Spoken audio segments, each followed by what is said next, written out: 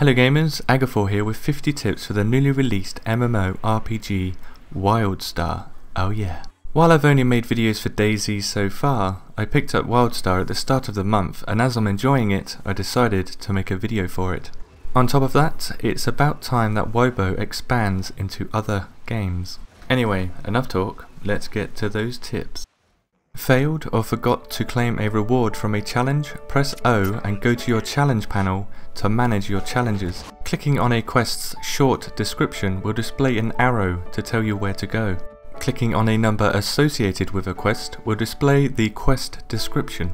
You can quickly stop tracking a quest by clicking the cross next to that quest. You can retrack it from the quest log. If one of your quests is bugged, type /reload/UI all in one word. This fixes an array of UI issues. You may want to make a macro for this in the early stages of WildStar.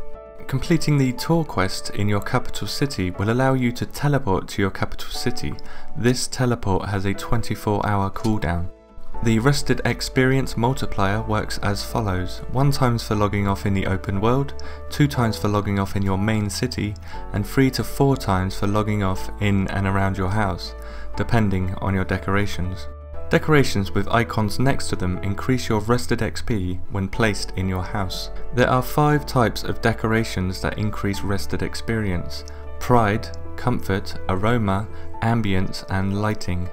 These types of decorations come in small, medium and large, so placing 5 different types of decorations that are large in your house will grant you the maximum amount of rested XP you can gain. While moving items in and around your house, clicking the spanner will give you better options to place objects absolutely perfectly, just like me. You can gain a great daily buff from your housing bonus board. These buffs persist through death and last 24 hours from the time you activate them. Completing the housing quest will reward you with a teleport to your house, which you can use every 20 minutes. Leaving your house will return you to where you teleported from. Pressing Alt and F1 will display your FPS and ping in the bottom right corner. Pressing Ctrl and F will display your FPS above your head.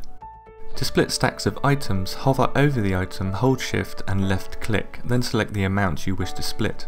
Love to heavy RP? Press the delete key on your numpad to toggle walk. Shift and right click will allow you to link quests and items in chat. Control and right click will preview items on your character. At level 15 you can buy a mount from your capital city for 10 gold and 67 silver. You can choose from 4 mounts at this level. Getting the gold required to buy this mount at level 15 can be tricky. If you are struggling to get the gold, sell items instead of salvaging them, and do not repair your armor. You can upgrade your riding skill to the maximum speed at level 40. It costs 50 gold and increases mounted movement speed by 15%. Going into water while mounted will dismount you. However, the hoverboard can glide across water. Don't work on water unless you've got power! The hoverboard can be purchased at level 25 for 23 gold, 21 silver. If you want to save some gold, you can buy the hoverboard with renown. Players that purchase the deluxe edition of WildStar do not need to buy the hoverboard. Travelling on roads will give you a speed buff. You can only get this speed buff on the orange roads on your map. Double jumping on a mount makes you jump higher than jumping while dismounted. Unlocking new recipes in a crafting tier is based on what you craft, not your crafting experience so far. You can see the requirements to unlock new recipes in the crafting tab. Be careful when dyeing clothes. There is currently no way to revert back to your original colours. Whilst wearing a costume, you can show or hide individual armor pieces using these buttons. Effectively, you can run around naked.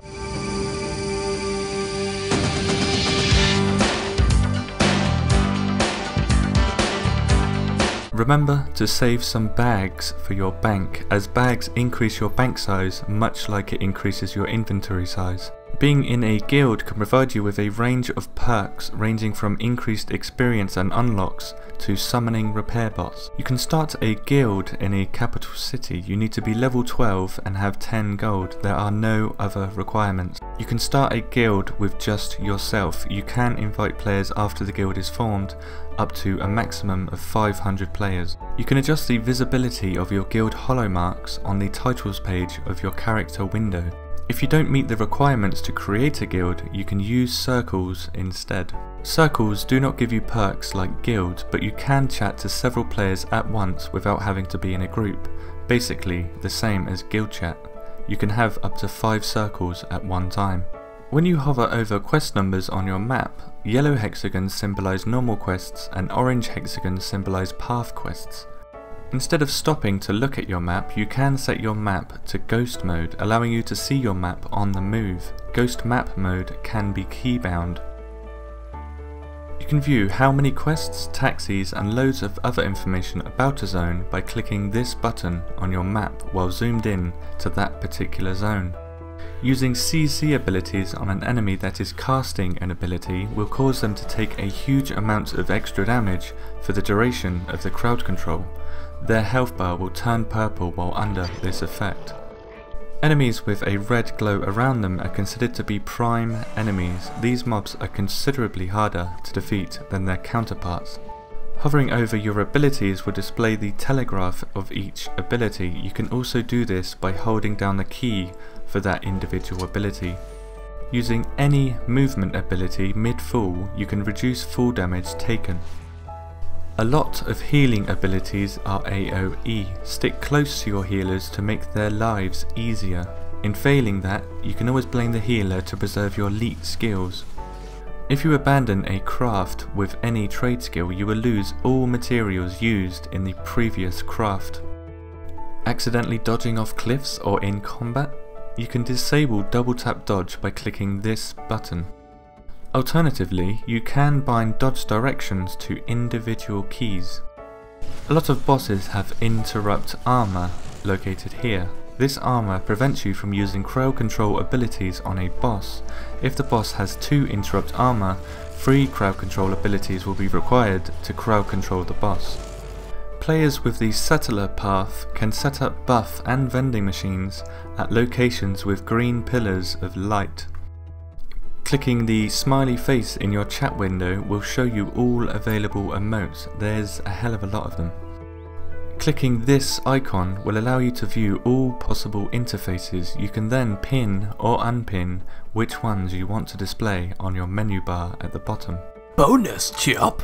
For now, WildStar does not mute background noise when you tab out. Fortunately, Stu177 has created a macro to mute the master volume in the press of a button. You'll find this macro in the description. While WildStar doesn't bring anything revolutionary to the MMORPG genre, it renews a critical key component that too many MMOs undervalue: gameplay. Gameplay in WildStar is flexible, fluid and rewarding. PvP is fun, player housing is deep and rewarding, a lot of quests are unique and interactive, and then there's the bosses. Bosses in WildStar at level 20 have more abilities and require more tactics than a lot of top tier raid content in other MMOs. In my 15 years of playing countless MMORPGs, WildStar is one of the very few to win my heart. That's my opinion. Let me and others know your opinion of WildStar so far. If you think I've got any of these tips wrong, please let me know in the comments and I will update this video with annotations. If you learned something in this video, please give it a like. I've got plenty more tips for WildStar. Simply show your support and I will make another video like this. Thank you for watching, happy leveling, and I will see you in the next video.